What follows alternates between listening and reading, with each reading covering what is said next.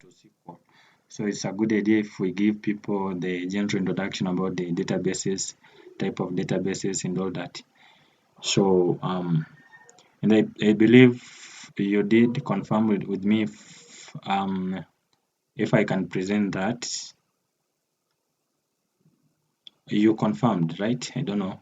I don't know if I was logged out or Yes, you can. okay, so thank you You so can much. start. So I'm sharing my entire screen. So I hope when I navigate to another window, you're able to see the screen still.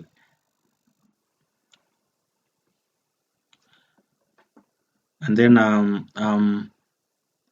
let me confirm first of all this recording. Yeah, it's recording. So basically, we are going to begin the basic introduction about the databases, and then later we shall go straight away to MCQ. And today we are going to do it faster. So I believe someone can be prepared to read for me because I think at that part on the MCQ we have a lot of notes. So if we'll have one person who will be reading for us first, it will be much quicker so that we may cover a lot today. In fact, I think this one it has around 29 or 30 slides. So it will be a good idea if we prepare very well and cover a lot. So essentially today we are going to tackle a SQL and before that let's first of all understand what is a database. Now in this slide basically there are several definitions of databases. But on what I understood about a database is that a database is a structured collection of data organized in a way that allows for efficient storage, retrieval, and the manipulation of the data. So we have different type of databases, and I can put them into two main categories. We can say we have a relational database and a non-relational database. So anything beyond these are relational database falls under the non-relational database. So if I can just explain, for example, the relational database, I know some people here have knowledge on the database, but I'm doing this for the beginners who will be following on YouTube or whichever platform. So basically, a relational database is like these databases. They store data in a structured table with rows and columns. So these are use schemas to define the structure of the data and are often managed using the SQL, that is structure query language. So basically, I talked about the schema, so it's a good idea you understand what is a schema and what is a database. So basically, a schema in the context of a database, this is like a logical container or a folder or a namespace within a database. So this one defines the structure and organization of the objects such as tables, views, and indices. And I know I'm going to show you the MySQL workbench, and then we are going to interact with the GUI for MySQL, basically that editor, and then you're going to understand what entails in the schema. You'll find out that, for example, you have a table, you have like a folder for tables, another one for views, another one for other stuffs. So basically, a schema. This is what defines those structures or arrangement or organization of those objects. So basically, essentially, um, this one defines the structure and organization of the objects that belongs to it. So it's a way to group related database objects together. When I say database objects, I mean something like a tables, views, and all that. We shall talk about that when we reach there. And then so this was a relational database, and it's a relation because tables are related. For example, you can have let's say a table for customers, a table for another table for maybe invoices or maybe a table for anything. Maybe it's an e-commerce system. So in that e-commerce system, you have a section where you store users, the users with their names, the email addresses, and all that. And then that's just a person. Then I will have another one for to store maybe maybe the purchases or anything. So it's essentially the relational database. This shows the relationship between those tables. Like for example, you can have a particular table that has primary keys that defines maybe a particular customer, and then you can use that primary key in the maybe in the orders table to define or to link that order to a particular customer. So this is why they are called the relational. So when they are used in a different maybe table, it's called as so there's primary key. So a key is like a unique identifier of a particular record or a particular person or anything. It doesn't have to be a person or a record. Let me just put it as a record. Then when it is used, Excuse me, yes, please.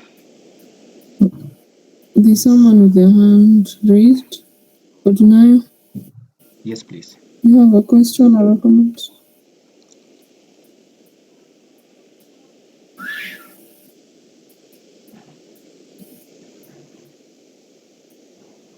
Good evening. Yes, please. Good evening. Good Good evening. evening. Yeah, sorry to interrupt. I'm using type of databases. I'm not seeing the examples you are citing Uh, on the screen, or is it my network? What is showing here is just type of databases, but you're saying Oh, he has listed 6. That is relational databases, NoSQL, database document, database key value stores, column family stores, and graph databases. okay. basically, All right, thank you. yeah, basically, I Okay. didn't have enough time to prepare, detailed slides. So I'm just trying to explain. Just trying to explain because I didn't have time to prepare the slides to, for example, to define the relational database and all that. So I'm just trying to just to rush. So for the interest of time, I didn't have time to prepare the slides so that I may project, for example, the description about the relational databases and all that. Yeah, but just know that we have two main categories of database. We have the relational databases, and then we have the non-relational database. So in the non-relational database, we have stuff like NoSQL document database, key value stores, column family. So I'm going to explain everything here in a few. I wanted just to give because today we are going to focus mainly on the relational database. So I just want to give you a basic, idea about the relational database. And so I say that a relational database, this one stores data in a structured tables with rows and columns. They say that they use schema to define the structure of the data, and this one are often stored using the SQL. And by the way, today we are going to focus on the SQL. SQL stands for Structured Query Language for data manipulation. So basically, we have other database engines like MySQL, PostgreSQL. I'll talk about that in a few. But maybe if I can just explain, because today we are going to spend a lot of time to talk about the relational database. So I think let me just briefly explain about this other type of database. So I think it could be better if I could have listed, for example, relational database, and then the non-relational database, and then in the non-relational database I could put these other stuffs inside it. But let me just say like the we have this NoSQL database. So these are NoSQL database. These are like the non-relational database, and they are designed to handle the unstructured or a semi-structured data. By the way, this one can also handle the relational, the structured, not the relational. They can handle structured and unstructured and also semi-structured data. So this one provides flexibility in data modeling, and these are suitable for scenarios where data structure is not well defined, and especially this one works on big systems or platforms like, for example, the Facebook platforms, Twitter, and all these big platforms, for example, to capture the comments, for example, the likes, the number of likes and all that. So this one is then that this one is much faster. I think when we reach at a point where we shall talk about this NoSQL in details, I'll explain perhaps in details about this NoSQL. Then the other one is the document database. So these are database store data in documents, typically like in JSON or a BSON. JSON, this is the JavaScript string object notation in the BSON. This is like the binary JSON, format. I don't want to go into details on the same, but we have another one, key value stores. So these are stores, basically these are key value stores, symbol databases that stores data is a collection of key value pair. So these ones are fast and efficient for data retrieval. So the example of these ones is like the Redis in the Amazon, DynamoDB. But there for document database, an example is like the MongoDB. By the way, for on my channel, I've taught this MongoDB in details. If you find time, you can just go to that channel. I've taught the MongoDB if you just want to advance on the databases. And then we also have the Coach DB. This is like the document database. And then for key value stores, the example I said that is like the Redis in the Amazon. So basically, essentially for the purpose or the main role for key value stores type of database, this stores data as a collection of key value pairs. So these ones I say that they are fast and efficient for data retrieval. And then we have the column family. So for these are column family, these are like the database that stores data in column rather than rows. So making them efficient for read heavy workload. So examples like the Apache, and then we have the Cassandra and other type of database, and then also we have the graph database. So these ones are designed to handle data with complex relationship. The complex relationship. So they use a graph. They use a graph structures to represent in the query data. So an example is like the Neo4j and also Amazon Neptune. So I don't want to go into details on the same. I want to focus on the relational database because this is what is much important. And for relational database, so SQL works by sending queries to a database management system. So I'm going to focus on this SQL today, and by the MCQ, they are more about, or basically the part that we are at on Explore AI is SQL. So basically, SQL works by sending queries on a database management system. Sometimes it is shortened with the uh, database management system, DBMS, database management system. So this one interprets and processes the SQL statements. That is database management system. So basically, the database management system, this optimizes the query execution and the retrievals, or basically you can modify data from the underlying database table. So under the so basically here's the explanation, better explanation. SQL is a structured query language, and it's a domain-specific language used for managing and manipulating data in relational database. So it provides a standardized way to interact with the relational database. And I talked about the why they're called the relational database. I said that they are relational database in such that they store data they store data in a structured tables with rows and columns, and basically those tables are related to with each other, so you can retrieve maybe information from another table by maybe from the foreign key from another from with the primary key from the other table and all that. So basically we have the database management systems that I say that these database management systems these these interpret and process the SQL statements. So I can say the database management system, these are like frameworks.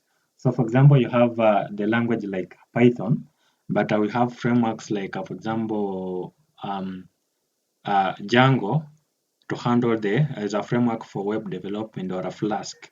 Or maybe within Python, we have modules like, for instance, the NumPy, Pandas, Seaborn, Matplotlib, and all that. So it's like Python is like the main thing, the main language, like just like a SQL. And then now the database management system, these are like let's say those are frameworks. So these ones they just help to interpret and process the SQL statements.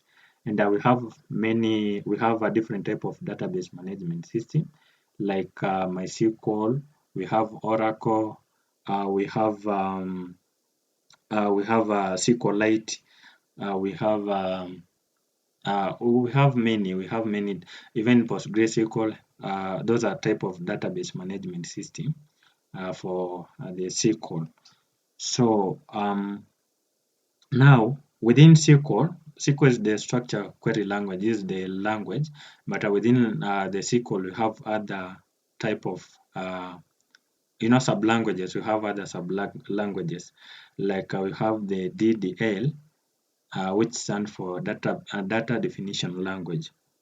So DDL, this one is used for defining and managing the structure, of a database. So the commands within DDL, I guess, we have create table. You can alter table, then you can drop a table to create, modify, delete database objects. So the commands, I think, I don't know if I can type. But I just know you can just write somewhere.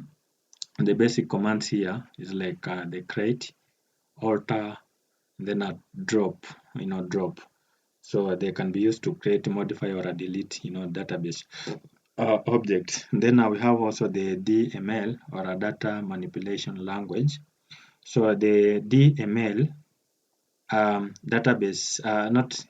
data manipulation language. This one is used for manipulating data within the database. So the commands include select, insert, update, and also delete. That is to retrieve, add, modify, or remove data. We have also DCL or a data control language. So this one is used for managing access, control, and permission on the database. So the commands is like the grant or revoke. Revoke is like to deny something, to deny permission. For example, to grant permission, and that to revoke is like to deny permission. So the commands like a grant, the grant, and a revoke. Remember, SQL is not case sensitive. You can use either single, uppercase or a lowercase in defining those as statements. But it's always a good practice because I see in most databases, other developers usually use the uppercase to define their commands. And then we also have TCL. TCL, that is transaction control language. Transaction control language is used for managing database transaction. So it includes commands like a commit, rollback, and a save point to control the transactional behavior of the database. And then we also have another last one. I don't know where it has disappeared. Yeah, we have data query language. So this one allows us to communicate with the database. facilitating precise extraction and the manipulation of data. So commands here is like the way and all that. So I don't want to waste time on this one. Let me just so I said that on relational database we have management systems like MySQL.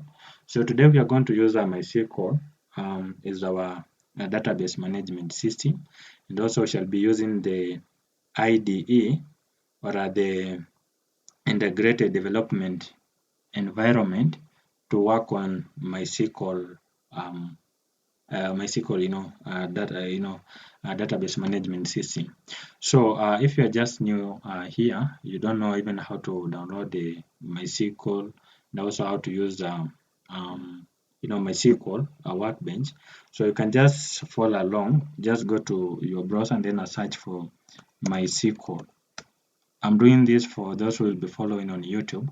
Just search for mysql.com/downloads. Or just search for MySQL, then the link that you'll find the first one, just open it and then go to the downloads tab. Just go to the downloads tab, and then so most cases you want to download the community version. So you just scroll down, and then you'll see the community version here, and then here you can install for your operating system, and mine it has detected I'm using the window. That's why you can see there's an option to install for window for the window operating system. So here you can install this second option here. This is a second bit. For me, I had already downloaded earlier so that I may not waste time. So in most cases, they encourage you to sign up to create an account with them, but it's not a must. You can just say no thanks, start my download. Then when you click on it, it will begin the download. For me, I've already downloaded. You can see it's here. So let me just show you how you can install. And most of the time you want to be specific on what you want to use. And let me show you how you can install in a proper way. So you just double click. Just double click, and then by there, how many people here are using the MacBook?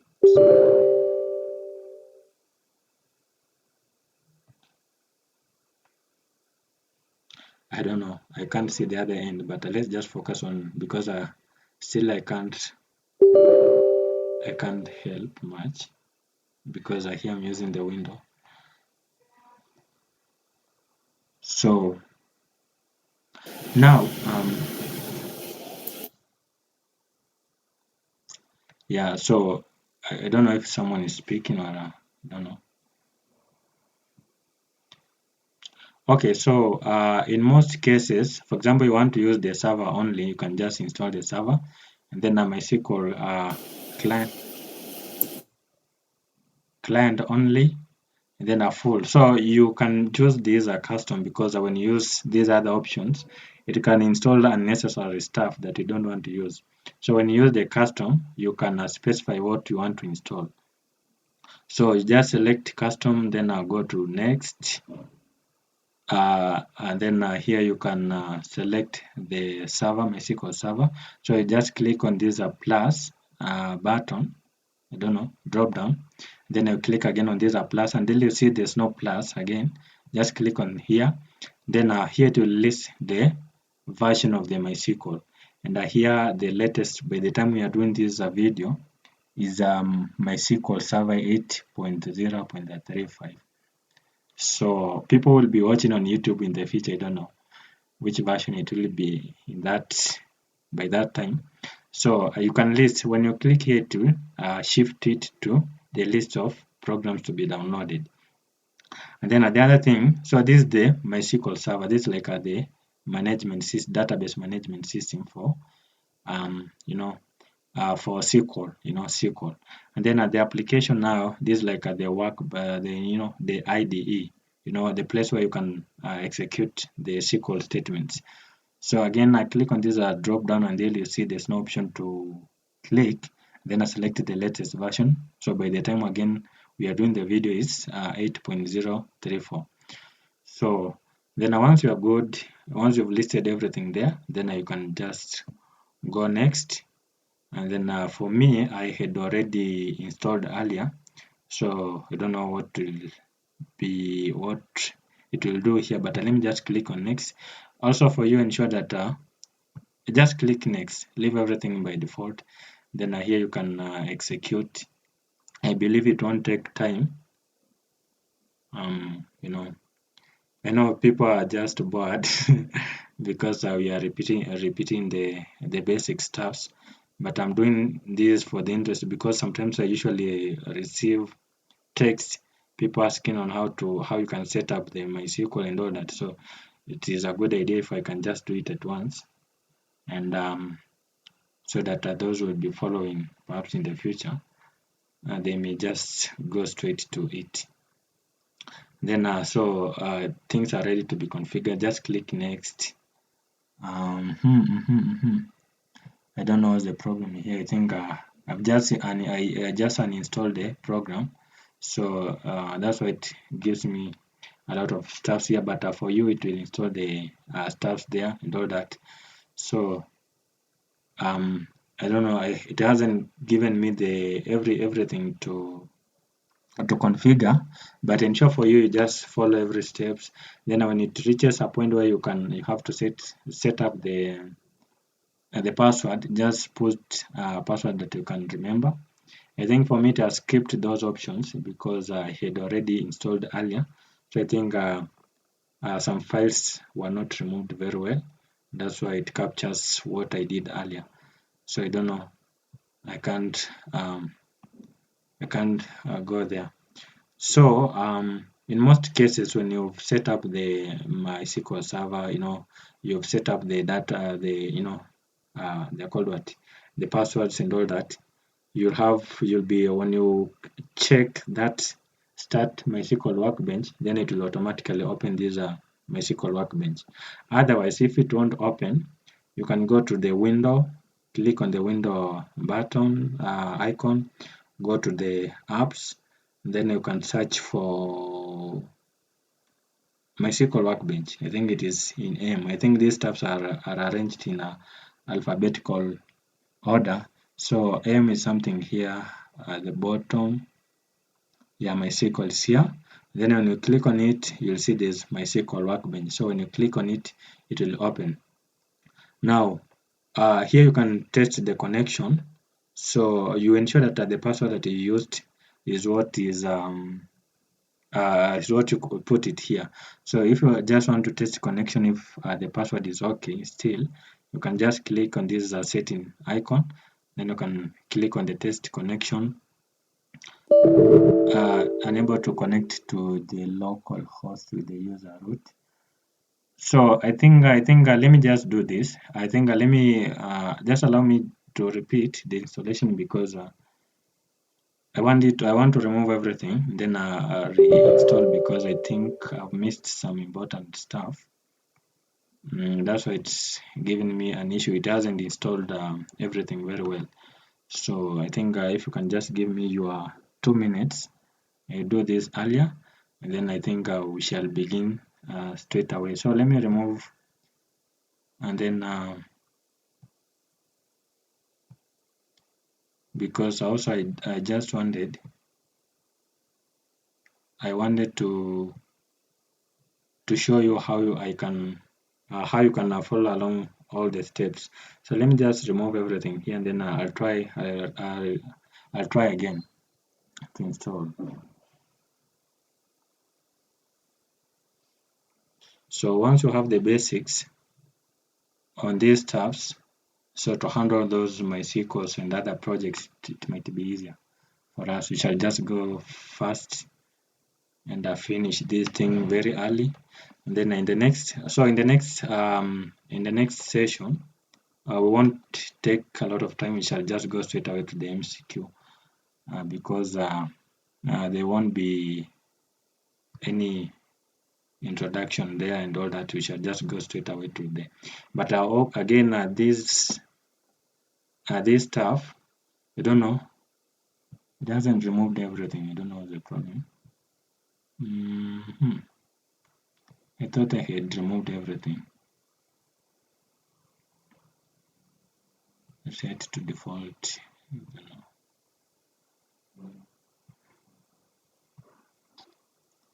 Again, let me try and see.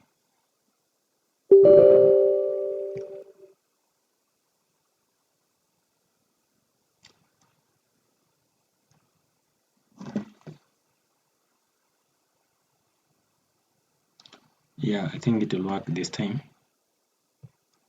So this part I've just explained, let me just do it first. But they will have different versions. So let me undo first of all. Let me close this other stuff. So we have a different version of this server. So I'll use 8. And then I don't know which is the latest here. I think that the one on top is the latest.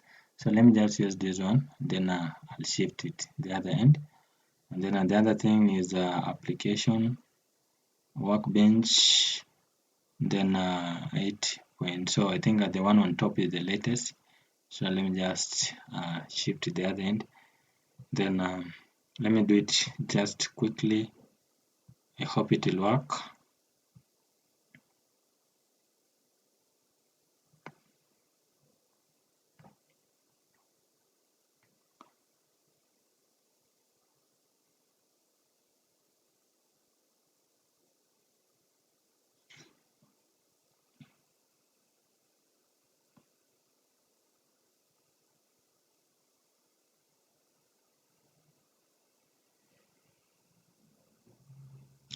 And then yeah, but yeah, so it has worked. So I wanted this part. So here you just leave everything by default. I think in future this thing, let me just leave them by default. I don't want to complicate stuff. And then so ensure you use the first option, which is most recommended. You can see it's recommended. So ensure that you go with that option. Now this is the important part. So ensure that you use a password that you will remember. So here I can let me just use, because this one is an open source. I don't know which password I'll use. Let me use nametech. I like working with it. Let me say nametech or 123. Let me use nametech. It's fine. Nametech. Something that you can easily remember, because it's an open source. I'm using just a weak password, but for you, ensure that I use a strong password. It's very recommended to do so that no one can interfere with your stuff. And then here, leave everything by default. And then so you can grant full access. Then execute everything here.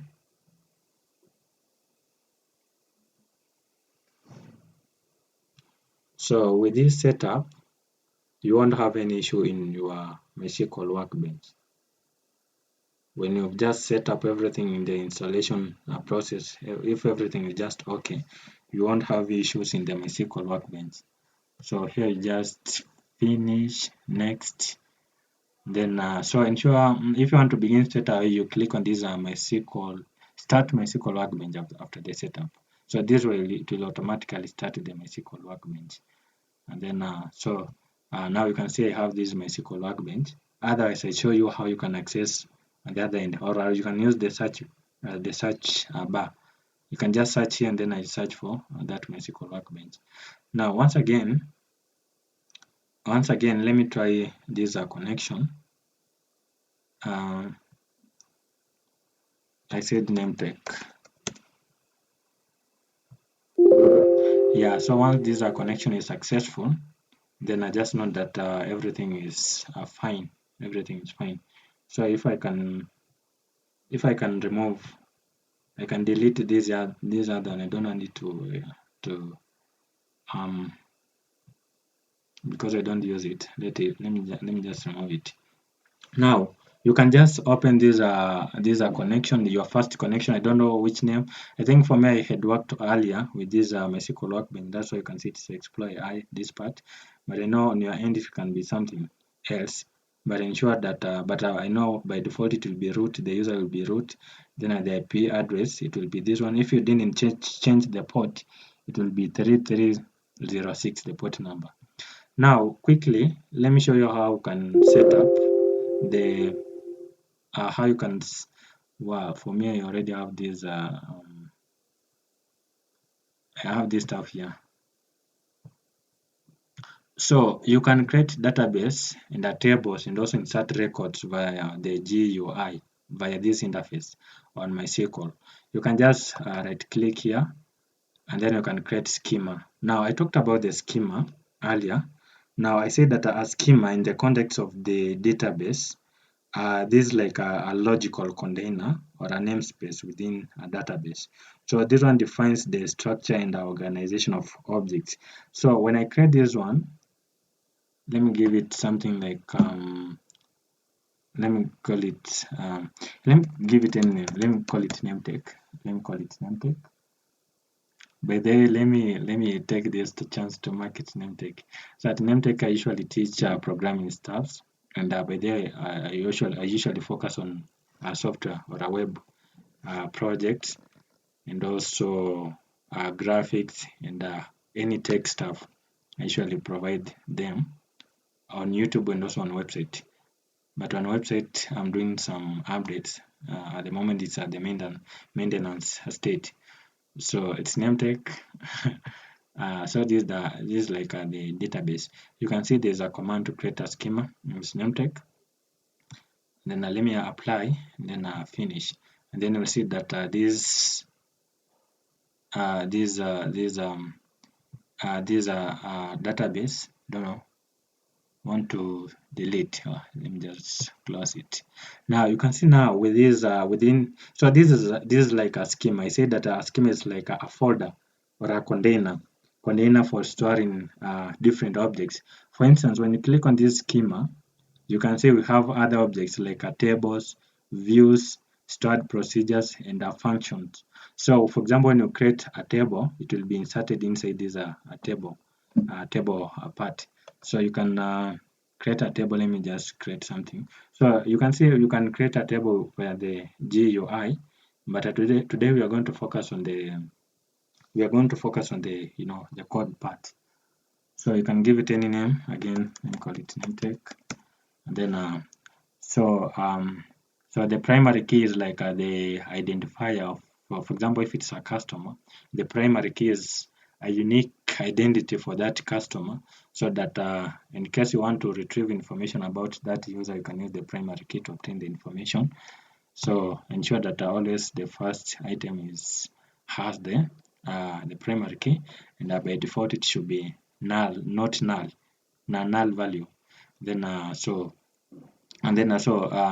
you can create stuffs here, but I don't want to go into details on this one because I just want to I wanted to show you how you can see now.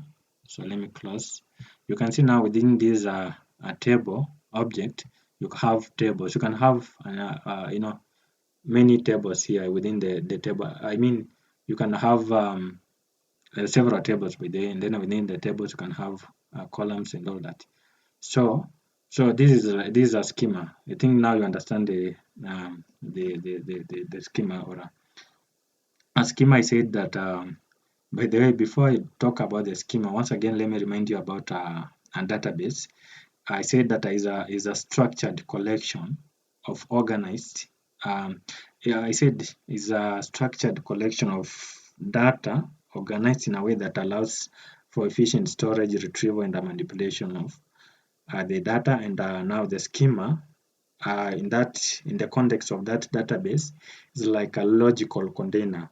Container can be something like you can use a container or perhaps a folder or a namespace that contains that contains what that is within a database. So this one defines the structure and the organization of objects. And the object I say is something like maybe tables, views. These are stored procedures and functions. So this entire stuff is this entire stuff is the schema. So now I think with this in mind, we can begin straight away because I think that project it has some stuff that can help us understand better what perhaps sub languages within the SQL and other stuffs. So I think we can just begin straight away now to the MCQ and handle these parts. And then someone has a question. Or am I still present in the call?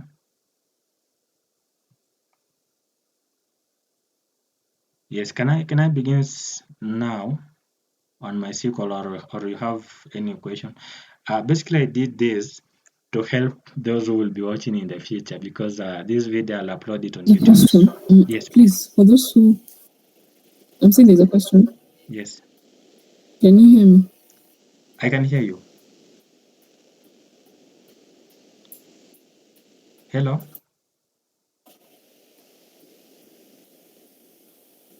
Nehemiah, Yes, hello. Are you able to hear me?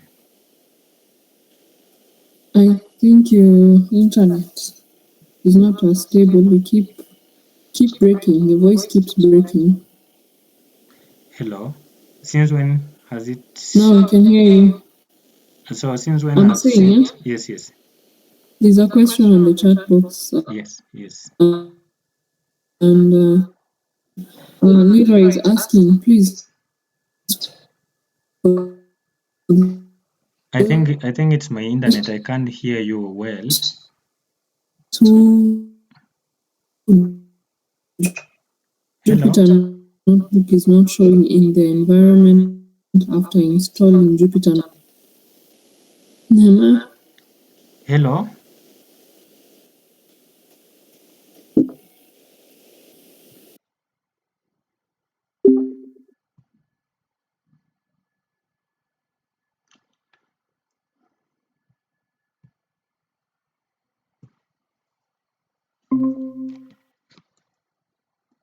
Hello. Hello, are you able to hear me now? So, Yes, we can. so it means I've been speaking to myself. Wow. no, Hey. not really. It's Yes. just that your internet keep on. I think there are instances where your voice is breaking here and there, but I've been hearing you. Oh, so it Yeah. begins at what time? When did it begin? Oh, by the way, I'm recording my voice via the computer here. So I think if you missed something, you'll access it on YouTube. But Okay. in case someone has a question, you can just ask. I think you were talking about something. Yeah, there's a question. Leroy is asking, Yes. for those who Jupyter Notebook is not showing in the environment after installing Jupyter Notebook on Anaconda, what do you do? I don't know. I don't get it well, the question. Or if I can. He's saying Yes. that the Jupyter Notebook is not showing in his environment, even after installing it on the Anaconda. So he's asking what you should do. Oh, let me try to share my screen once again. I think I have Anaconda still. Let me try to check it. So, and by the way, in case something happens, just let me know, because it's very hectic for me to talk a lot, yet you don't get it. Yet my voice perhaps is broken, and or my internet is not working. So you can just inform me. In fact, you can do so on WhatsApp or wherever, because it's also it's not. Yeah. So I believe now you're able to hear me very well, and you can see my screen. Yes, we can. Okay, thank you. Yes, we can. Well, I don't know if I have my Anaconda here, because to install Anaconda, I think it's something, quite something. I think it's here.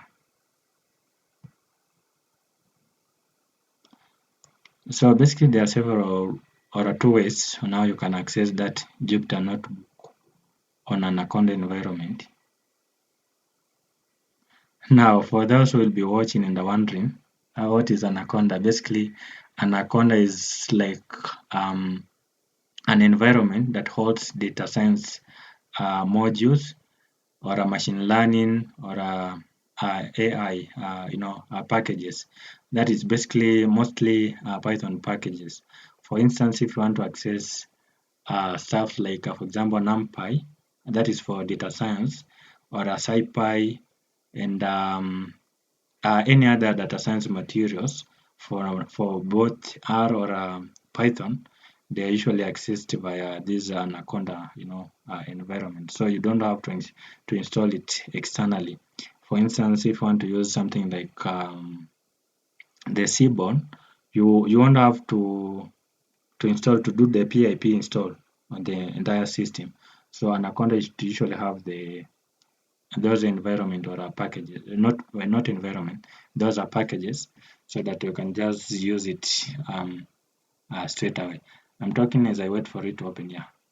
So basically, if you can't access this Jupyter notebook where you can write your Python codes or SQL codes, if you can't access via this front end or this page, this window, you can go to the environment, and then to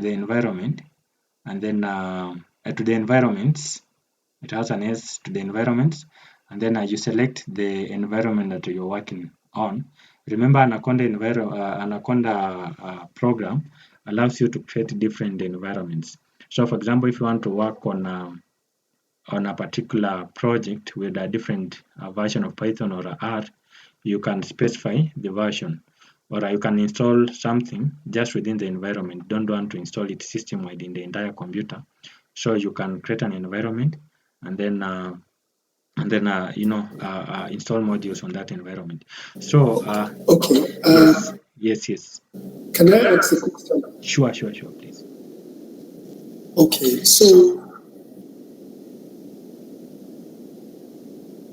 the Jupyter notebook appears on the Beirut environment, Yes. but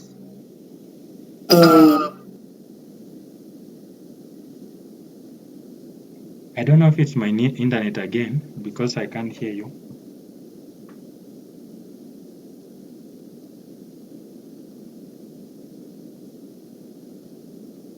I don't work on the Beirut environment. I created other environments just like this Explorer and SQL project. Yes. So there, the Jupyter, can you hear me? Yes, I'm hearing you. I think Hello? his internet is having a I think problem. it's back. Can you hear? Yes, we can hear you. Can you hear us? Yes, I can hear. And I'm sorry for my internet. Okay. If I restart it now, I think it will take I time. don't know. Let's just struggle. Yes. Okay. Yes. So for this environment, just like this Explorer and SQL environment, I created environments like that. Yes. From this is I also installed the Jupyter notebook package and the IPython package from this environment. But when I go back to the home screen and select, for instance, Explore AI environment, I won't see the Jupyter notebook icon to launch it. Oh. So basically, thank you so much. I've understood. So basically, if these are buttons, or if you can't see these this launch for Jupyter Notebook, or if you don't see this notebook on this other end, the easiest way you can just go to the environment, and for example, if it is Explore AI, what you do if you have installed, what you'll do is I wait for it to open.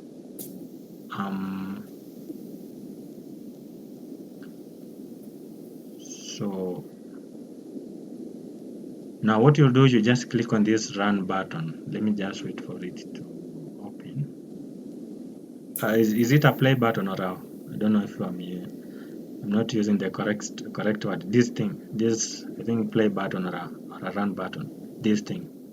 So when you click on it, it will display here the list of things that you can open with. And if you did install Jupyter Notebook, then it will show here open with Jupyter Notebook.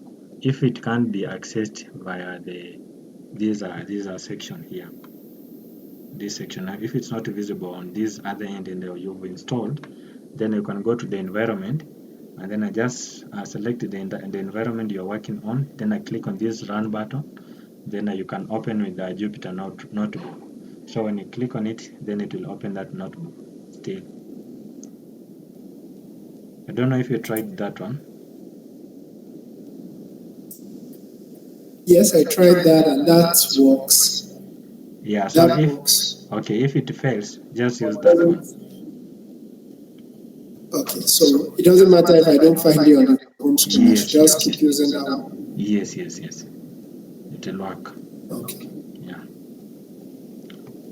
So I don't know. It seems I was talking to myself the entire time. But the good thing, I recorded this part via my computer, so the audio it will be captured. The audio will be captured. I don't know, or maybe if someone asked the question and I didn't get it, I think that's the moment that I'll miss. However, I don't know if we can begin straight away because also time is much spent. I want us to cover everything. By the way, if you feel you are tired, you can just quit. I'll share the recording because I want us, if we want to begin to finish this thing today, we are done with it so that in our next session it will be something else. I don't want to repeat this stuff all the time. It's a waste of time and also we don't have time. So once we are good to begin, just let me know. Then I shall begin.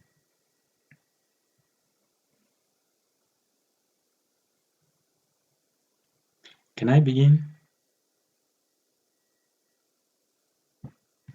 The MCQ1 and the MCQ1 project.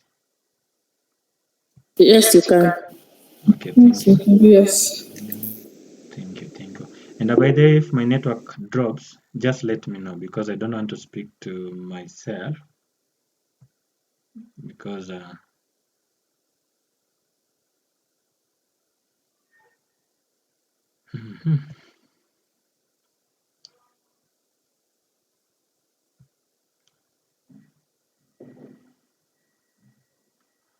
oh, by the way, before I continue, by the way, guys, if you have some skills maybe on SQL, you can apply on platforms like Turin or Upwork, and then get some gigs. You can begin to earn as you continue to study. Like for me, I usually get some project on Upwork. Also, Turin, I've just created an account today. I think you just submit some basic information, then they'll give you a test.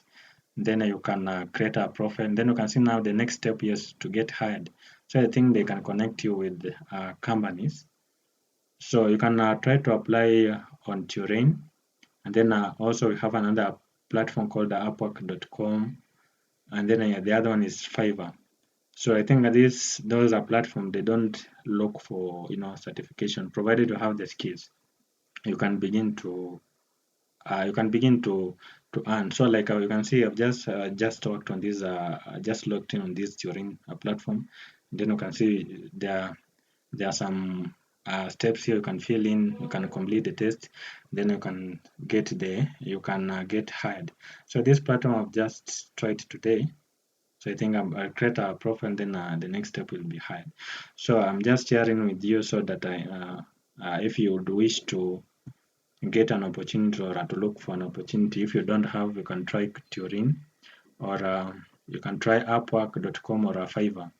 So they are very, very nice platform. You can begin to earn even as you study the SQL, projects.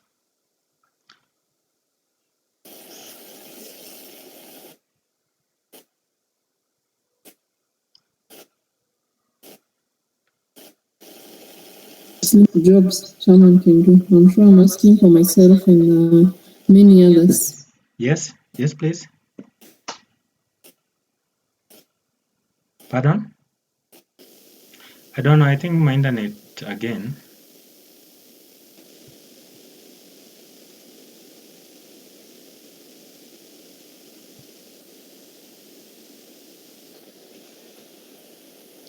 Hello?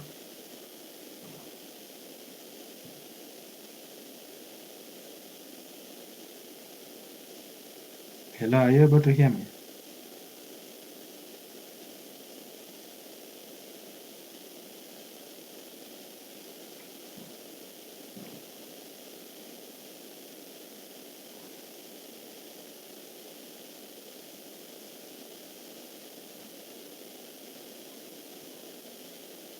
Mostly Is it's it usually translated to it? tech skills, so you could be, if you're conversant with the programming languages, they hire, but it's mostly for tech skills, data analysis, data science, and so SQL, C++, Java, Python, whatever. Okay, thank you for that input. And Fiverr and Upwork. Fiverr and I've heard Upwork, of- there are it's open. You could be a writer, you could be a recipe developer, you could be a data analyst, whatever. For Fiverr and Upwork, it's open. There are so many jobs there. Okay, thank you so much. And can we side chat you for those of us who are interested? I just know the information. Yeah, it's okay. I could help out. All right, thank you, Ingrid. Well, I'm so sorry. I'm so sorry. My internet keep on fluctuating. Can I just switch to mobile data and then I'll restart the router? I think Zoom usually have issues. Let me just switch to mobile data, and then I'll restart, and then and then so. mhm.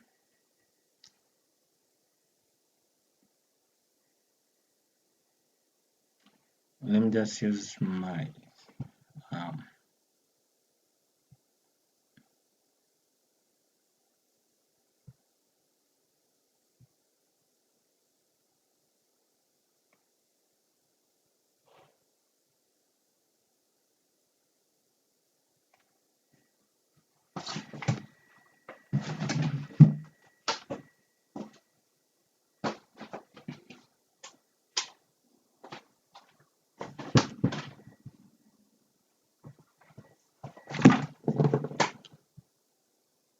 Hello, are you able to hear me now? Can you hear me?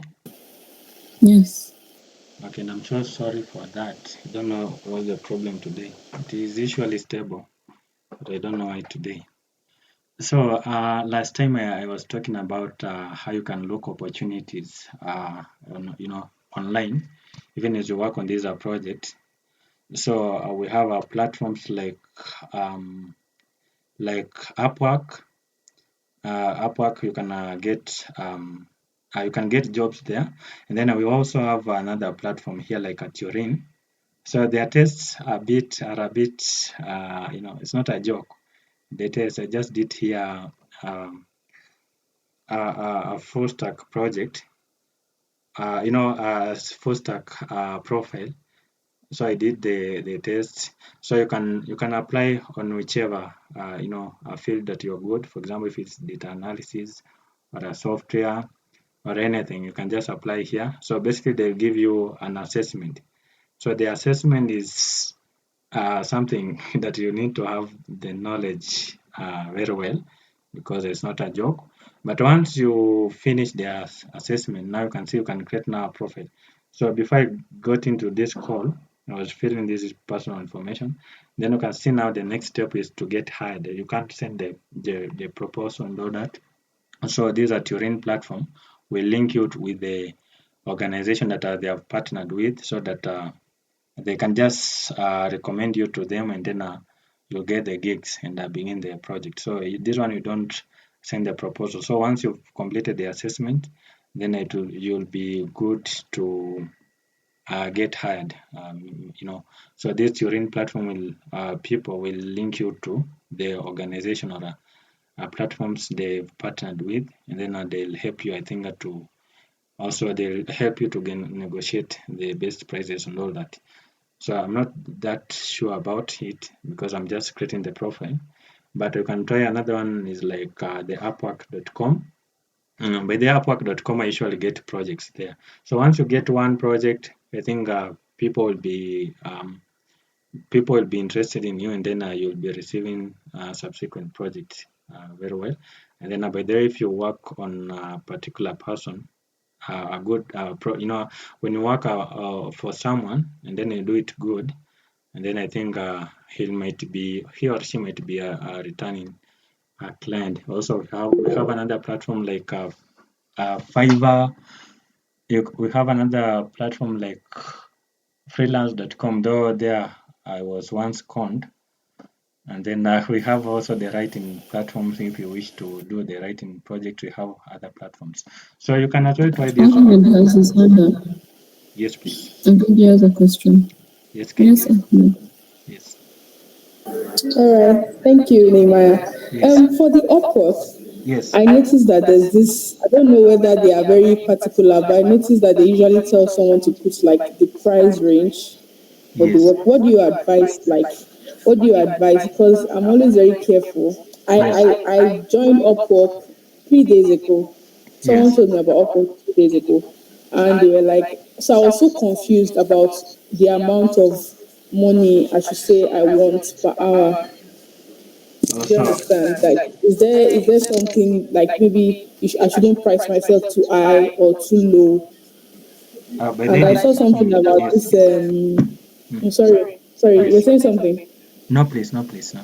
Yes, go Then ahead. I did you like exhaust your, is it coins? There's something they use, like they gave me like 33, I don't know if it's coins I will call it, to be able to apply. Then afterwards they were asking me to pay a certain amount to be able to get more. Did you experience that? Oh, basically, I think they usually provide the connect. So basically, when you just create an account, they'll give you, I Okay, think, connect. around 15. So these connects, these are like, I don't know, like the coins that you can use to send proposals. When you send a proposal, it will be deducted. So I think when it is depleted, you can. I think they have some tests. You can do the test. Then they give another free connect, but they renew it every year. But for instance, if you get a client and then you secure a job or you get a job there, I think they'll also give you a bonus, free bonus of those connects. Yeah. Okay. So what do you advise? Like, okay, how much should I put as like a standard? Is So it $25 or $40 per hour? Because I noticed that most of those jobs they're even below minimum wage for those countries that I see that the jobs are from. So, first of all, which project is that? Which profile I've is been yours? applying for data entry jobs, Oh, data analysts, yeah, so and I think I applied for virtual assistant too because I have experience in it. okay. So I think if you are just a beginner on Upwork, I think you can begin with a low budget. Like you can even say $15 per hour for basic projects. Like for Okay. example, if you are doing, for example, machine learning or a software engineering project, then it won't be appropriate to do that per hour. But for that entry, you can do 15. Just do $15 per hour, and then once you get some gigs, then you can update. You can update maybe in future. But if your account is just new, you can just begin with that one with 15. Thank you. Yeah. So this was just by the way, so that I saw it better, and people can also try these opportunities as they try to learn. Yeah, because also for me, I usually get some projects on the other end, so it's a good idea for you also to understand how you can secure something on the other end. So I don't know. Um, yeah. So this part. So let's just who can read for us? Who can be our reader today? I want us to begin to go quickly and cover everything here. Who can be our reader today? Because I want to have someone. Because I realize that when I ask people to read, it will take another 2 minutes to wait. So these are databases that we are going to use in this tutorial. Don't know where I can place it, documents or somewhere. In place there the documents. And I think, no, not data dictionary. So this is the database. So now I've showed you how you can create a schema to create a database via via the GUI, but as well you can use the code to create a database. So now to create a database, you can use a script here, and then you can see there are commands on how you can create a database. For example, if you want to create, for instance, so you can use create schema. Create schema. Schema is almost the same as database, and then you can give it any name. Any name. So customer. I want to focus on the. I want to focus on the what? On the. I want to focus on the or not on the code on that part on that. But now to create a code, you can as well use to create a database. You can as well use these these are commands. So now today I want us to use this database that we just downloaded. Let me drop this schema. By the way, you can use as well the command to drop the schema is just drop schema, and then let me also drop this other one schema. Yeah, so and then now let me import, and I think you understand what database file is. It has the extension .sql. It has the extension .sql. Let me view it via the small or details. So a SQL database, it has the extension .sql. The extension .sql. So if it doesn't show the extension, as always, you can go to the views, then ensure that the file name extension is checked. When it's not checked, it won't should display the extensions, but ensure that it is checked like this so that you can detect the extension. So in this scenario, we are going to use the MD_water services database. Is it this one or a Magento? I think, is it this database or something like, I don't know. Is it the same? Oh, Magento. Do you have a different database or it's that one? It's that one. There isn't a different one. Okay. So we are going to use that one. So you can click on the file, then you can open SQL script, or you can use this second option here, open as a SQL script file here. So let me use this one. Then you can go where it is placed. Then ensure that you open a file that has extension.sql, your database file, like md_water_services.sql. And then so you can go step by step by selecting, by running each command, but you can as well run everything here, at a go. So let me just run everything here at a go, but you can see, if you go step by step, you can see there's an option to create a database. If it doesn't exist, md_water services. So this command, it will create a database, md_water services. So if this database exists, then it will if it exists, then it will it won't create. But if it exists, it creates.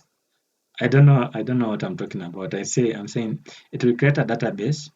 If it doesn't exist, it will create a database called md_water services. And then now you can use this md_water services. So if you don't use this use, then it will mean that every time you'll have to define the database name before you add in the table. For example, if you want to use a table, maybe you use the from keyword. So from a particular table, you'll have to specify the database name, then a dot table. But when you use this use statement, this use keyword, it will mean that you won't have to define everything all the time to use, for example, the database name and all that. So you use this. You first of all define this command here at the top. And we have other options here, for example, log table and all that, drop the tables. We have these commands. So let me run everything. And then so once everything is okay, you'll see the success, you'll see the ticks here, and these are the end.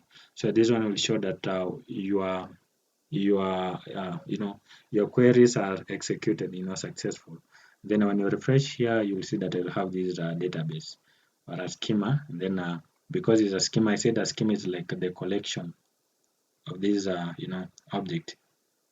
So like you can see, we have the tables, and then you can as well have views in a schema, database schema, and all that. So I want us to begin straight away. So we have the PDF. I don't know, the PDF for the project, and I wish if I have someone who will be reading for us quickly, so that we may cover everything just quickly. I think we have around 20 something slides. Let me just open it. But I promise in our next session, we won't take a lot of time for intro, because I believe people have the understanding of the basics.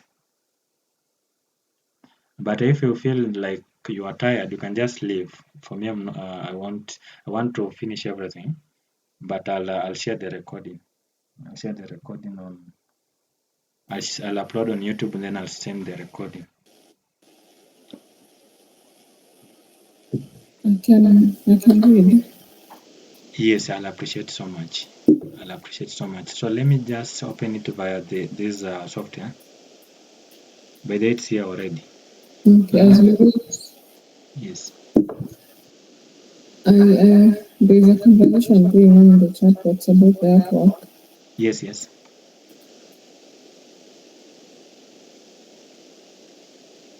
I don't know whether Yes, please. Is my internet again dropped? I'm saying, Yes, please. can you hear me? I can hear you now. Or there's a conversation going on in the chat box about the artwork. Yes. And I asked the question, what about those of us who have had our Upwork accounts for over 1 year or for the last 1 year, and we've been applying for jobs and we've not yet been able to secure any? What could we be doing wrong? So now, I think the issue could be maybe because I usually send the proposals. So I think maybe the issue could be maybe how you structure your proposal. Nowadays you have ChatGPT, but there for me I usually do it for my research.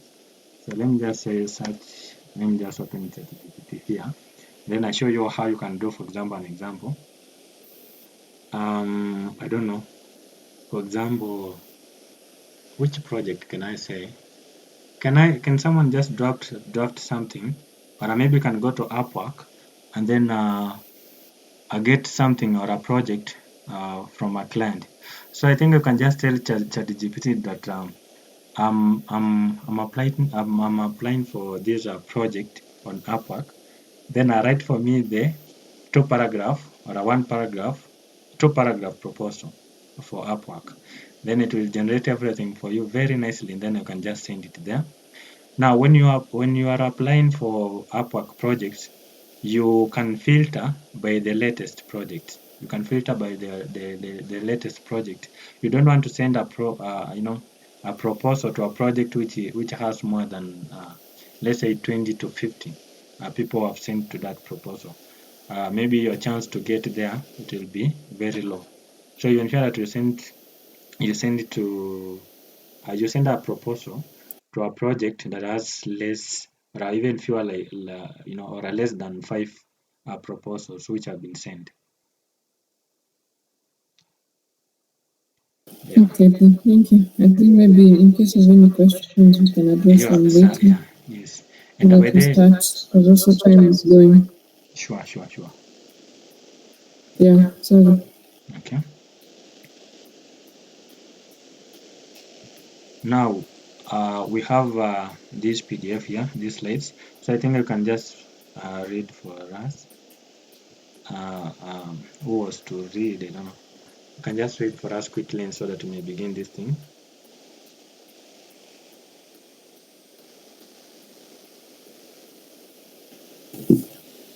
Okay, let's start. Dear team, congratulations on the successful completion of our extensive survey. Your dedication and hard work have resulted in an invaluable asset, a database of 60,000 records meticulously collected by our devoted team of engineers, field workers, scientists, and analysts. Now, the next crucial phase of our mission begins. We need to make sense of this immense data trove and extract meaningful insights. We must breathe life into these records and listen to the story they are telling us. I urge you to load this database and thoroughly acquaint yourselves with it. Dive deep, explore its structure, understand the variables and the connections between them. Each record is a chapter of our story. Each query you run is a thread weaving that story together. This is a process of discovery to uncover the patterns and nuances in our data. It's a chance to ask the right questions, to identify the pressing problems, and to set the course for our data-driven solutions. As you proceed, always remember that every bit of information is a piece of the bigger puzzle. Every insight, no matter how small, brings us to one step closer to solving our water crisis. Together, we have embarked on this journey to bring about change. Let's continue to march ahead with the same determination and resolve. I believe in our collective potential. Together, we will unravel the secrets held within these records and use this knowledge to shape a brighter future for Majindogo. Best regards, Aziza Naledi.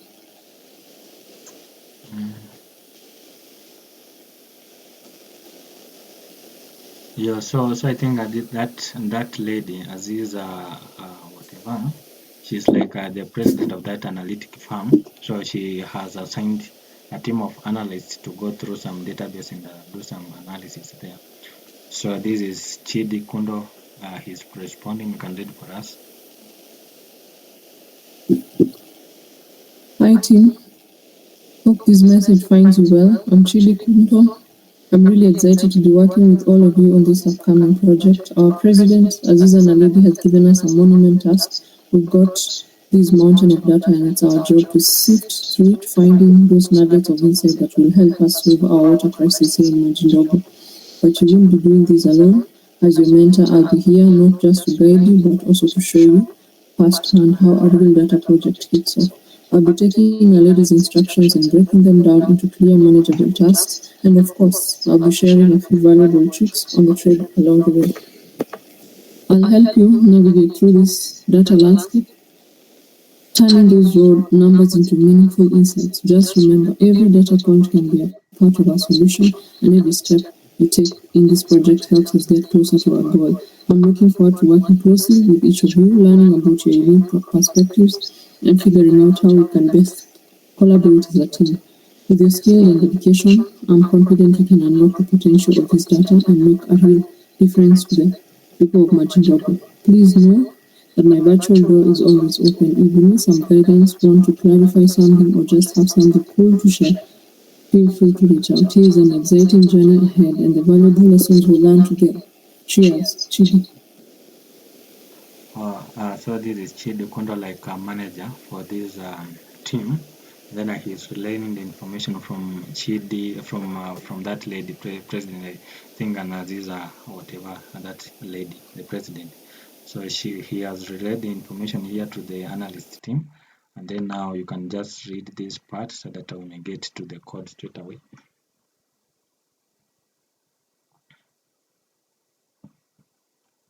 So you can read for us so that I may just finish this thing at the beginning. Okay, hi there. You've probably seen President Naledi's message by now. She has emphasized the importance of our newly collected survey data and how vital it is for us to dive in and start making use of it. As the senior data analyst, I've taken a close look at her message and have broken it down into a series of tasks that we need to tackle. So let's roll our sleeves and get started. Number one, get to know our data. Before we do anything, let's take a good look at our data. We load up the database and pull up the first few records from each table. It's like getting to know a new city. We need to explore the lay of the land before we can start our journey. Okay, so I think at this part we can do this. So now the first thing is he says that before we do anything, let's take a look at our data. We'll load our database and pull the first few records from each table, and basically we loaded this database in this notebook. And so basically we can try to see something. By the way, I said that I said something earlier. For instance, if you want to, let me just open this one by GUI. So you can see, because we loaded this database earlier, like we used that, sorry. Now, in most cases, if that file were not uploaded, like it wasn't, you saw the first statement it was used. So in that case, you won't have to define every database. Like in this case, you can see you have to define database before a table if you want to select a table. So like you can see this way, you can view this database, but you can see you have to define the database itself. You can actually you can view the tables when you define the database, but when you use this, they use keyword. When you use, let me first of all remove this one via. Let me remove this one. Let me show you something. Now you can see when you run this one, I think you might, don't know if it will work. I think because I loaded earlier, but in most cases it won't work. So you have to use this use keyword, then you define the database, so that in future you just define the table. You don't have to define the database. Like for example, from this database to table name. So now you can see you can view now this data dictionary.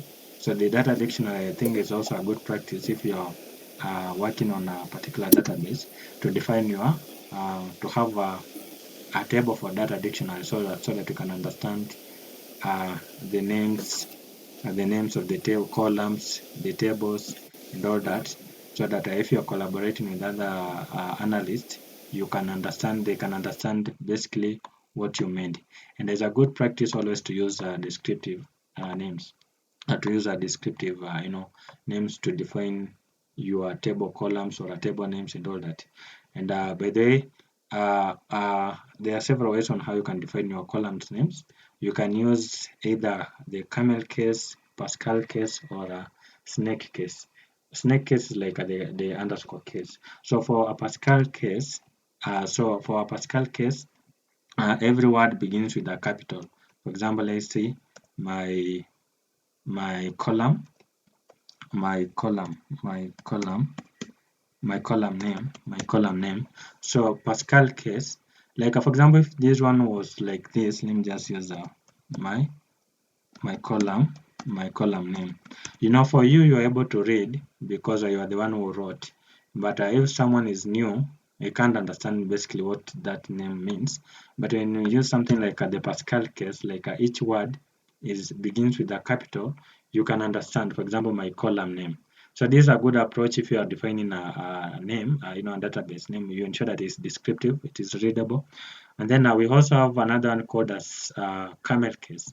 Now for camel case, it's just like the Pascal case, or the difference that the first word begins with a small. For example, if it's the first word begins, all of them are small, but the rest the initial begins with the capital. My column name. So this one, someone can read it quickly. Then we also have another one called a snake case, or a hyphen, or a underscore case. So like what for this margin logo or used, it is a snake case. So it is defined with the underscore my column maybe underscore name.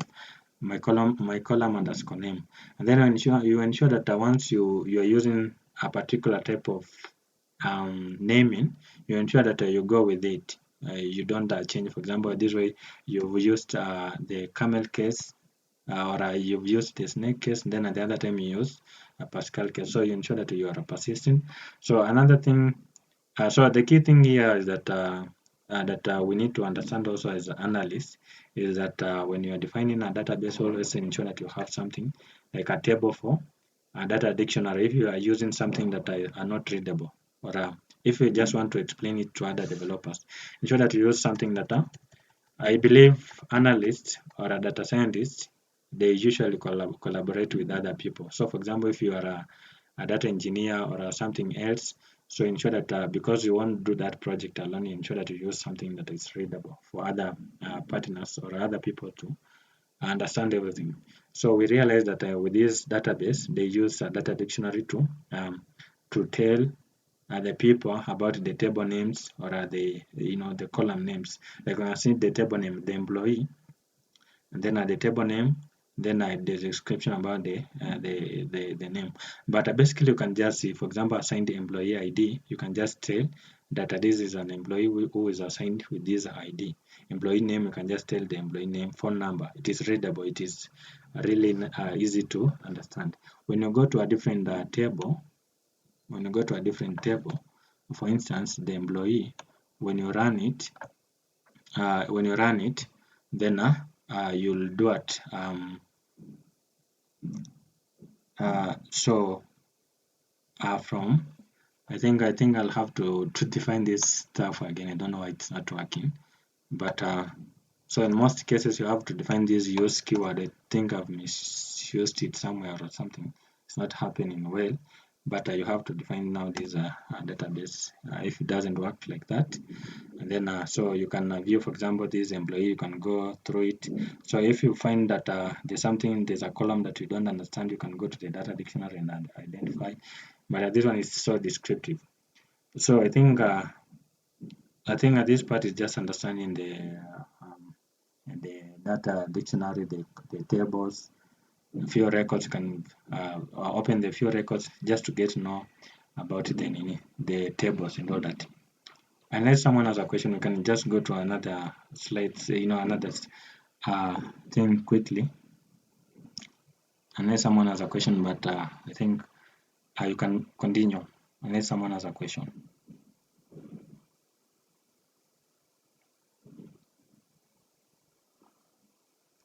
So if you can just continue. So if you have a question, you can just say it because I can't see the hands there. Okay. Yes. Number 2, dive into the water source. We've got a whole table dedicated to the types of water sources in our database. Let's dig into it and figure out all the unique types of water sources we are dealing with. Or the unique water sources. So who can give us the commands? So in that case, you have to use the distinct. So first of all, you can go to the reason they say that you go through the tables is for you to understand what each table entails. So for example, you can find a table like, for example, for water source. You can just open it and then see the type of, like I can see these are water sources table.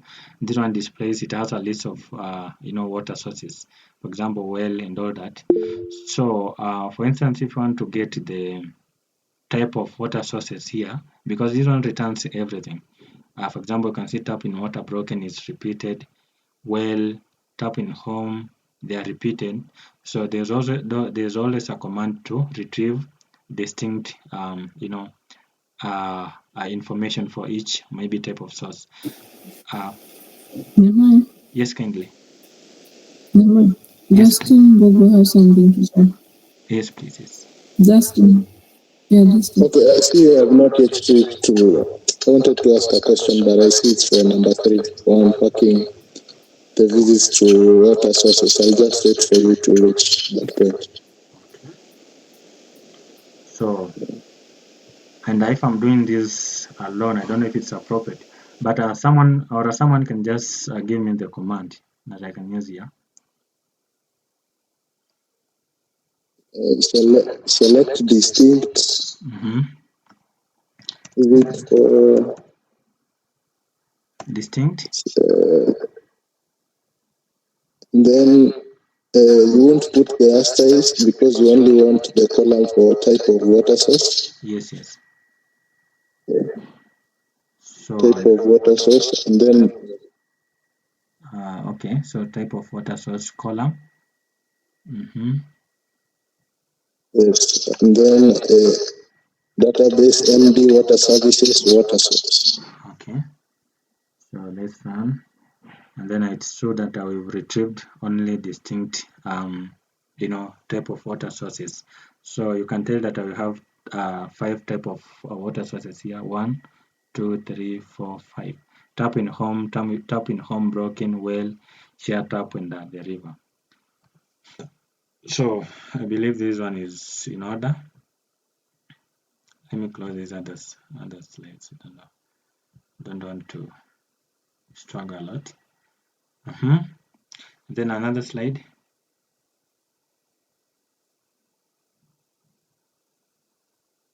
Number 3, unpack the visits to water source. The visits table in our database is like a logbook of all the trips made to different water sources. We need to unravel this logbook to understand the frequency and distribution of these visits. Let's identify which locations have been visited more than a certain number of times. Let's identify which location that has been visited more than a certain number of times. So first of all, we can go through the visits table. You can just open the visits. You can use the commands, but because of time, I think when you just use this GUI, it will give you also the commands. So let me just use this GUI so that we may go it quickly. So you can see this the visits table, and then there's something that so basically the visits table, for example, people were visiting these water sources. They were visiting water sources, and the data was being recorded. For example, the person who was visiting, then the type or time of record, then a visit count, and then a time in queue and all that. So if you don't understand, you can just follow, or you can just go to the data dictionary. But now the visits table in our database like the logbook of all the trips made to different water sources. So we need to unravel this logbook to understand the frequency and distribution of these visits. So let's identify which locations have been visited more than a certain number of times. Can someone give us the command? Now, for example, if I want to obtain, for example, let's say, I don't know how many it goes up to. Let's say, for example, let's for example, let's try to retrieve location where it has been visited, like let's say more than 3. So here you can use the where clause. You can use the where clause, and then for example, where visit. Let's say, for example, something like so we are using the visits table. We're using the visits table, so let me open the columns there. So visit, you don't know, visit count, is it visit count? Let's say, for example, where visit count is something, this is just a random thing, where maybe visit count is, let's say, more than 3. When you use this, the angle bracket for greater than, it shows that maybe it's greater than, it's more than, maybe it's more than, or let's say more than 1, so that it can return everything, so including 2 and all that. So I can just use one example, then the rest someone can try, or you can just try on your end. So you can see it returns anything which is more than 1. You can specify whichever maybe a value you wish to return. But for instance, if you have obtained maybe this, if you want to obtain maybe to understand which source, you can use now the source ID. I think now the source ID is the primary key, is the foreign key for the primary key. So you can let me go to the water source and then columns. Yeah, so let me open the water source table. In fact, it was here. Don't know why. So we have the water source, and then we can see now the source ID is like the primary key here. So in the visits, if you want to obtain, for example, which visits had more, you can. But then you can use max. I don't think this part had the reached that part for max, but you can specify whichever value it is that you want to obtain. Also, you can as well use the descending and ascending and then obtain the maximum. But for instance, if you want to obtain to know which of these, for example, if which visit count, or maybe which source was visited twice, with this one, if you want to obtain the source, you can just use the source ID. Now, the source ID, when it is used in a different table, remember we talked about the relationship. the relational database. We say that a relation database, they are related, the tables are related. So like here you can use the foreign key here. This is the foreign key of the water source. Water source is like ID is like the primary key, and then when it is used in the visit, it's like the foreign key. So you can use this foreign key to obtain what? To obtain the source, the water source here. You can use that one to obtain the the water source here. So you can filter. Excuse. Kindly, yes. So actually, that is where I had a question for the visits table. Yes, Could you yes. please check for the time in queue, because there was a page 16, if I'm not wrong, page 16 of the PDF. Yes, yes. You are supposed to run a query that retrieves all the records where the time in queue is more than, let's say, 500 minutes. Can you, because I believe Now, when I run the query, yes. sorry? Yes, please continue. Now, when I run the query on my SQL database, it's not the same as the expected results on the PDF. Yes. Just check page 16, page 16 of that PDF, that Majimoto PDF. Okay, can we go step by step, because I believe also we have some beginners here, so that we shall reach there. I believe we shall reach there, so that before we get there, we have laid a foundation for the beginners, so that when we get there, it will be appropriate, so that they also may also understand. They will also understand that. Can you just go step by step? Oh, okay, I just thought it was just, you're just introducing the. Yeah, Okay, it's okay. we are going slide by slide. So I think at this part we are just trying to identify how you can locate water sources via the foreign key here. So can someone give us the command, perhaps, how you can retrieve, maybe how you can obtain the information about maybe the source ID from this foreign key here, from this other table, the visits table. Can someone give us that command? Now, for example, if you want to obtain, maybe you want to understand which source was used, you have the foreign key here, then you can use you can filter, you can identify, you can use the foreign key to obtain the primary key with the information about that type of water source. So anybody who can give us the command quickly.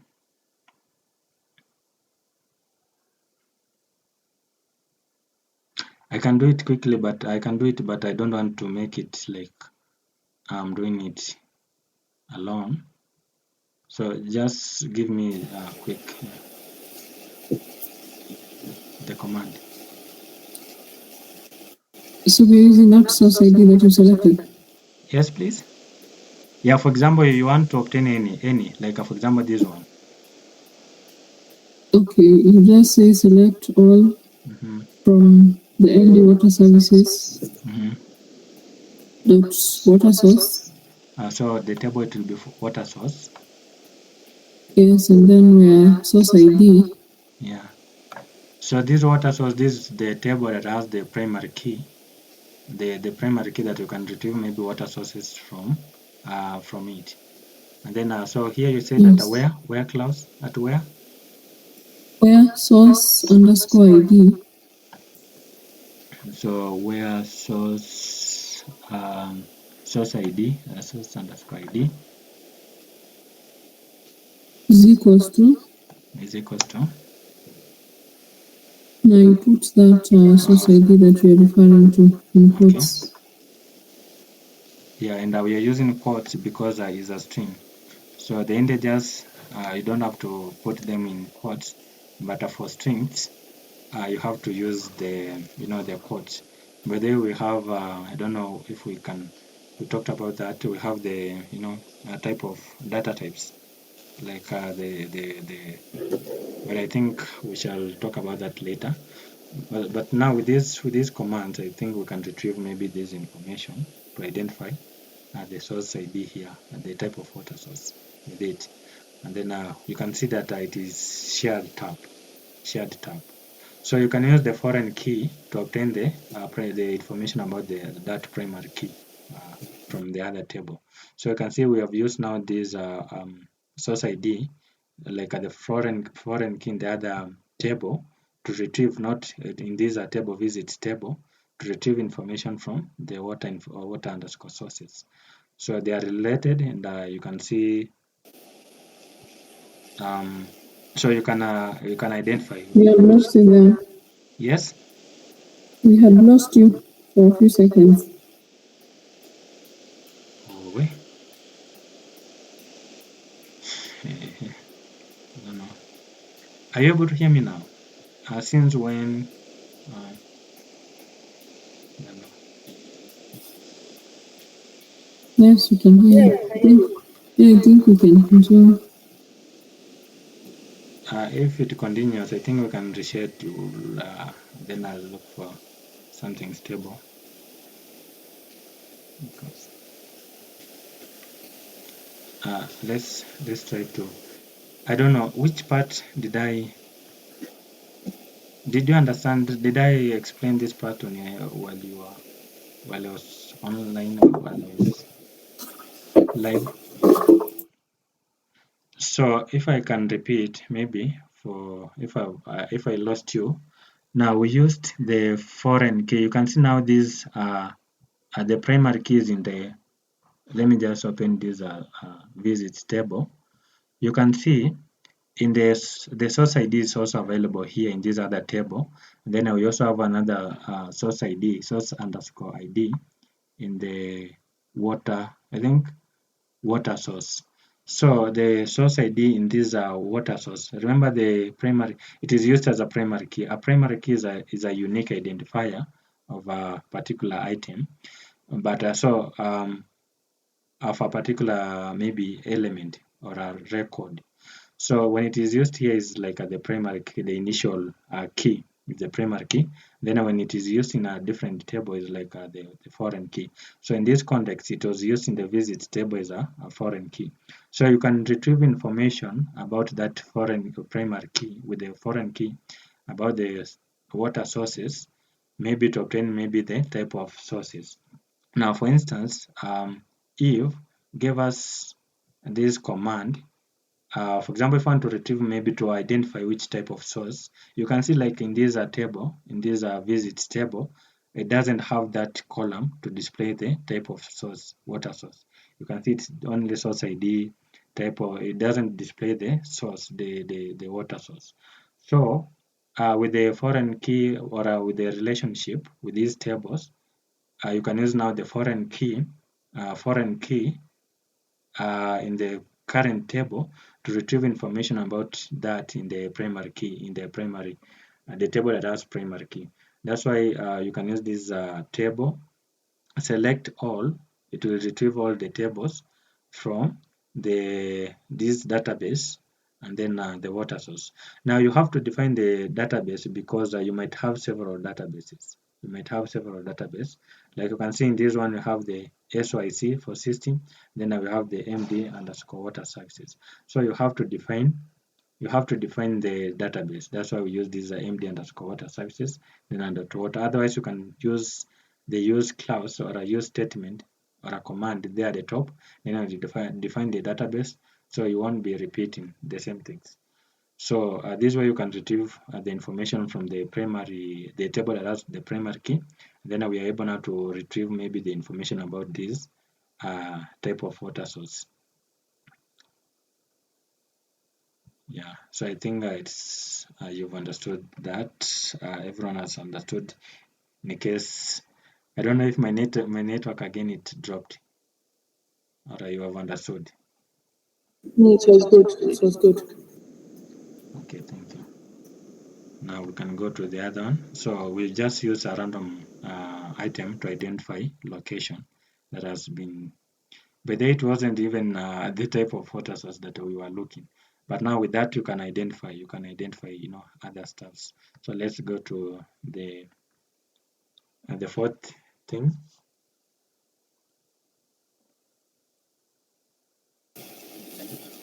Assess the quality of water sources. The quality of water sources is a pretty big deal. We'll turn to the water quality table to find records where the subjective quality score is within a certain range and the visit count is above a certain threshold. This should help us spot the water sources that are frequently visited and have a decent quality score. Oh, by the way, I believe these are just instruction. The real work is here. So I think you can just read everything, then we shall begin the other side. So just read everything, then I think we can begin to code the other side. I think we also began earlier. Yes. Okay, number 5. Investigate any pollution issues. We can't overlook the pollution status at our water sources. Let's find those water sources where the pollution test results came back as dirty or biologically contaminated. This will help us flag the area that needed immediate attention.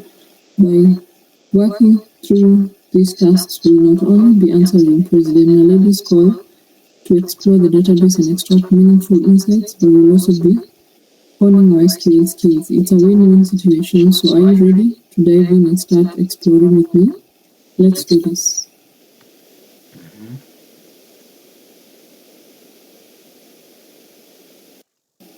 Number 1, get to know our data.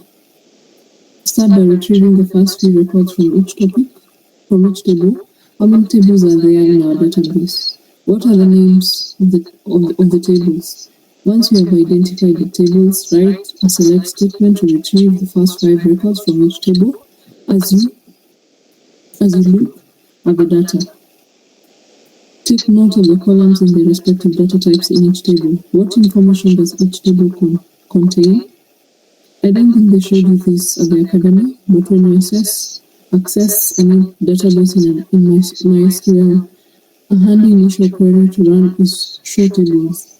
This will give you a list of all the tables in the database. You should see something like this. Okay, I think we did this earlier, but let's just repeat quickly. Now, if you want to retrieve maybe the type of database is there, you can say use maybe these are database, and then remember it ends with a semicolon. Then you can say show tables. I think he said show tables, show tables, something like that. Show tables. Then when you run, you'll obtain now the list of tables, the tables in that database. So you can see we have the data dictionary, the employee, the global water services, and all that. So we went through the data dictionary. Or if you didn't understand, you can just review this, but you can go to the data dictionary and identify every table and its columns. Anything else here? Don't think so. You can just continue. Alright, did you finish to read this part? You can. It looks like someone took the time to name all these tables pretty well, because you can kind of figure out what each table is about without really having to think too hard. Water source probably logs in information about each source, like where it is, what type of source it is, and so on. Next.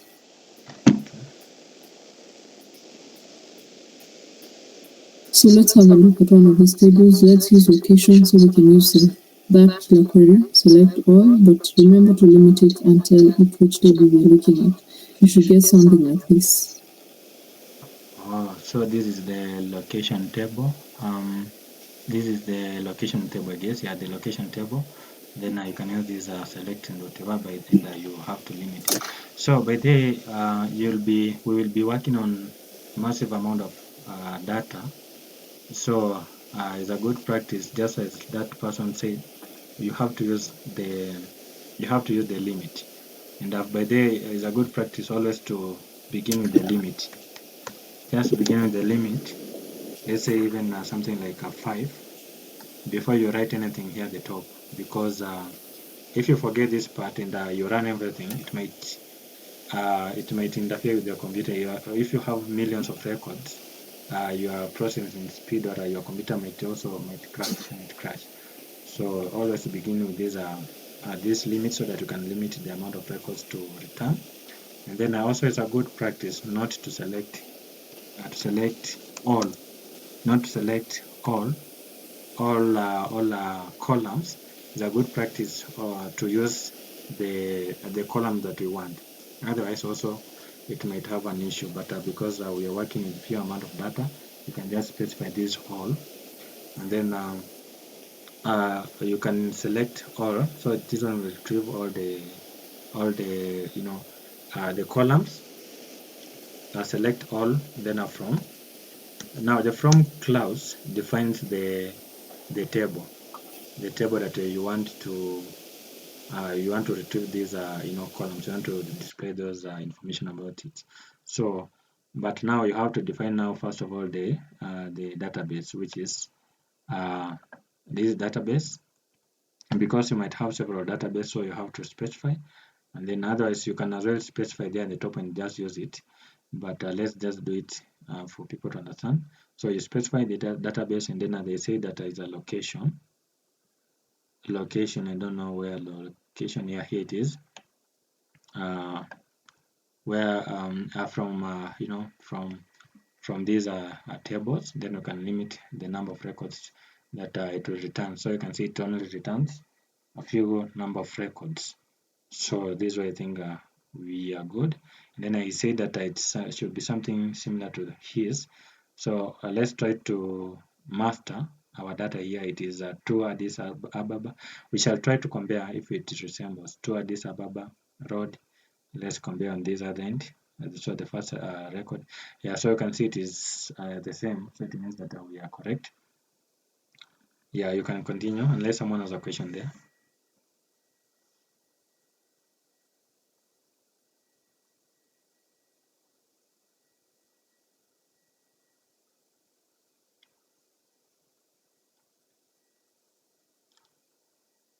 Are you able to hear me? Yeah, you said, what did you say, please? I said we can continue unless someone has a question. I don't think there are any questions. We can continue. Yes, kindly. Okay. So we can see that this table has information on a specific location with an address, the province, and the town the location is in. And if it's in a city, urban or not, we can't really see what location this is, but we can see some sort of identifying number of that location.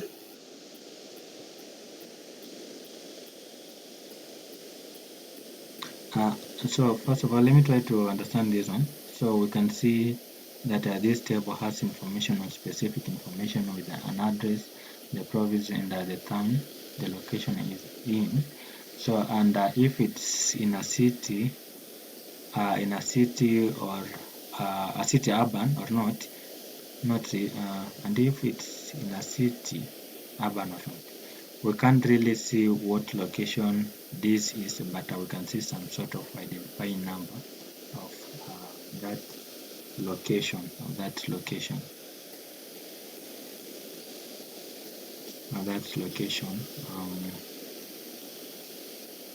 So let's look at the visits. So now again here you can see we have the location ID.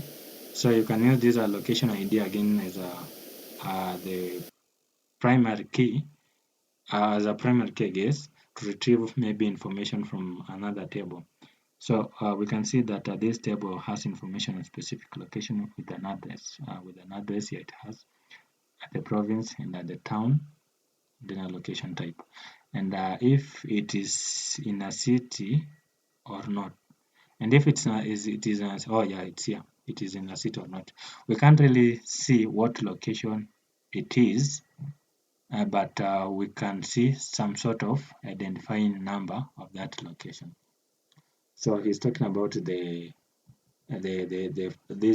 key. These are a primary key. Is it foreign key when it is used here? I don't know if it's a foreign key or a primary key, but let's check on the visits table, visits. So in the visits, so you can use did I understood this part? We can see that the table has information on a specific location with an address, the province, and the town the location is in, and if it's in a city or not. We can't really see what location this is, but we can see some sort of identifying number of that location.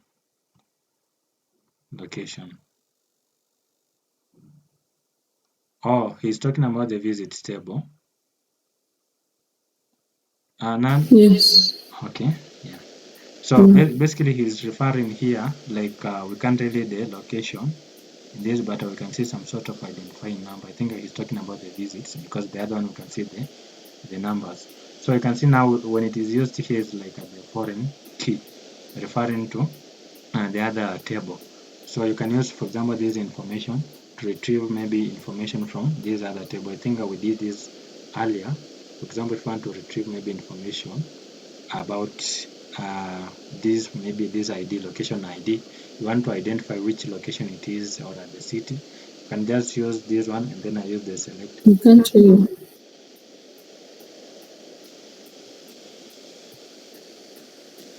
Wow.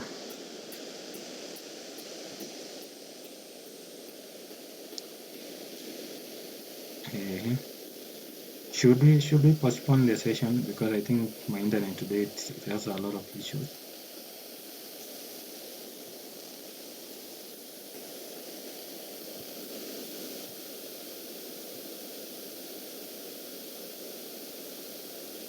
Hello, are you able to hear me now?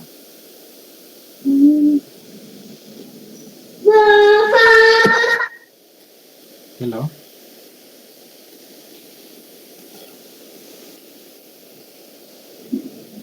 Well, I don't know.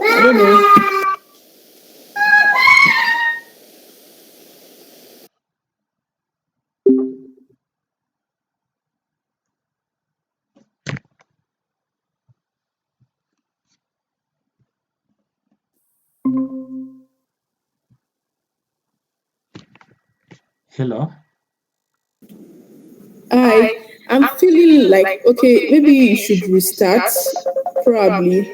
Maybe we'll join you again. Oh, I've just tried to log out and log in. So you're able to hear me now? I don't know if we can reschedule this session, because I think that today my internet has issues. I don't know what you guys think.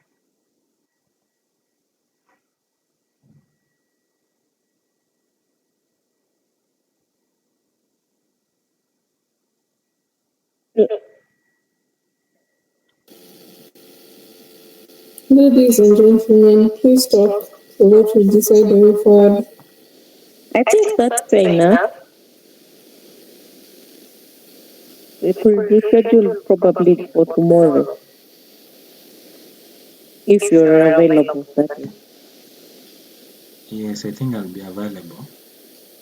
And if it will be possible to begin early also, it will be wonderful. Yeah, I believe there's an agreement. I'm in agreement. Okay. Who else is in agreement with this suggestion?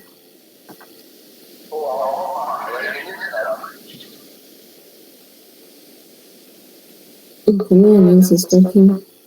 What is your suggestion for those who have not said anything? About the time? No, he's suggesting we reschedule to tomorrow. It's okay by me. Okay. If not for his internet, he would have continued, but it's okay by me. Who else is for tomorrow? Or we should just assume that the votes are cast.